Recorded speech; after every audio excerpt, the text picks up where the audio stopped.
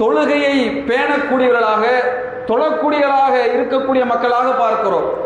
அதே நேரத்தில் அந்த தொழுகை அவரிடத்தில் எப்படி இருக்கிறது என்று கேட்டால், ஒரு ஜமாத்தான தொழுகையாக ஒரு பள்ளிவாசலில் ஒரு இமாமை பின்பற்றி அந்த தொழுகையை முடிக்கக்கூடிய மக்களாக தௌஹீது மக்களிடத்திலே பார்க்கிறோமா என்று கேட்டால் 50% குறைவான மக்களை நாம் சொல்லிவிடலாம்.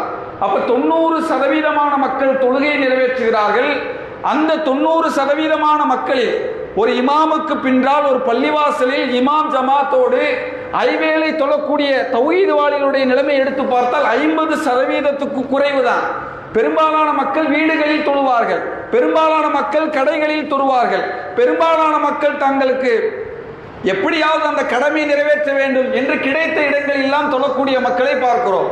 காரணம் என்ன என்று கேட்டால், ஜமாத்தை பற்றி நபிகள் நாயகம் ஸல்லல்லாஹு அலைஹி வஸல்லம் அவர்கள் எப்படி வலியுறுத்தினார்கள், ஜமாத்துடைய தொழுகை பற்றி என்னவெல்லாம் சொன்னார்கள் என்று புரியாததன் விளைவு, என்பதை நினைவுபடுத்தாதன் விளைவு, அதனுடைய அழுத்தத்தை புரியாததனுடைய விளைவின் காரணமாக இன்றைக்கு தௌஹீது பேசக்கூடிய 50%க்குமான குறைவான மக்கள் தனித்தனியாக ஜமாத்தை நடத்துகிறார், தனித்தனியாக தொழுகை நடத்தக்கூடிய மக்களை பார்க்கிறோம்.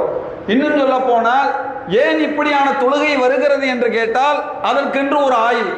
எப்படி ஆய்வு என்று கேட்டால், ஜமாத்துடைய தொழுகை கடமையா என்று நமக்குள்ளே ஒரு ஆய்வை நடத்தி அந்த ஆய்வினுடைய முடிவிலே ஒரு ஹதீஸை முன்னிறுத்தி ஒரு முடிவெடுப்போம். எப்படி?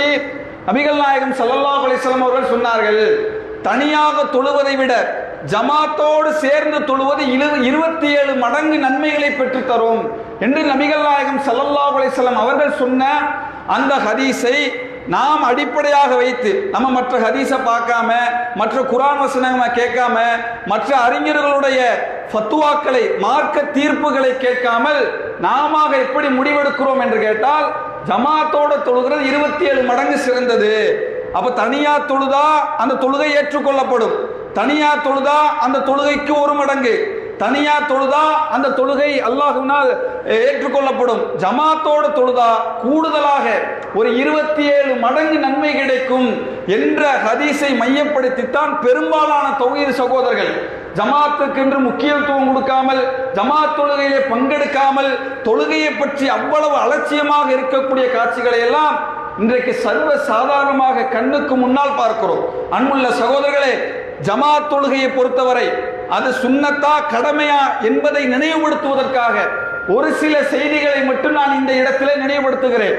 நான் சொல்லக்கூடிய ஹதீஸுகளை மிக ஆழமாக, மிக அழுத்தமாக உங்களுடைய